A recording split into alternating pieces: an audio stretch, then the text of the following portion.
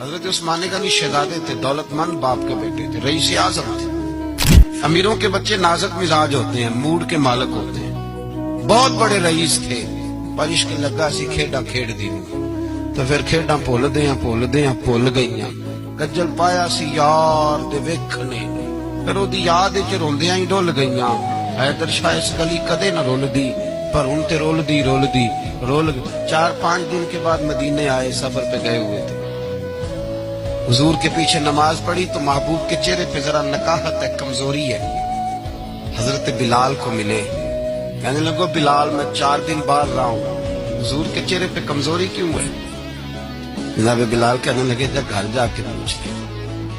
کہتا میں نے دروازے پہ دستک دی، سیدہ عائشہ صدیقہ اندر سے بولی کون ہے؟ میں نے کہا اماں جی غلام ہوں عثمان، میں 4 دن کے بعد آیا ہوں تو چہرے پہ بڑی کمزوری ہے۔ فرماتے جناب عائشہ ہچکی لے کے روئی، کیا ہوا؟ تو کہنے لگی عثمان 4 دن ہو گئے کونین کے مالک نے روٹی کوئی نہیں کھائی، ایک پیالہ دودھ کا ایک کھجور۔ حضرت عثمان غنی رضی اللہ تعالیٰ کا اماں جی آپ پردے میں نہیں چلی جاتی؟ شہزادہ دوڑے گئے، گھر سے اناج کی بوری کندھے پہ رکھی، ہر چیز اٹھائی۔ غلام کہنے لگا مجھے دے دو، 20 نوکر ہیں گھر میں۔ فرمایا نہیں یہ میری ڈیوٹی ہے، میں نہیں کرنی۔ عثمان خود گئے، رسول پاک کے گھر میں جھاڑو دیا، چولہے میں آگ جلائی۔ حضرت عائشہ کہتی ہے میں پردے کے پیچھے سے دیکھ رہی تھی، جب عثمان پھونکے مارتے تھے تو داڑھی سے دھواں نکلتا تھا۔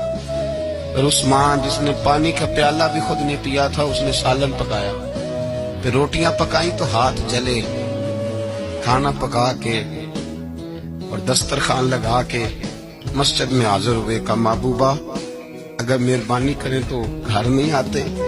حضور تشریف لائے، اور جب پہلا لقمہ تالو تندور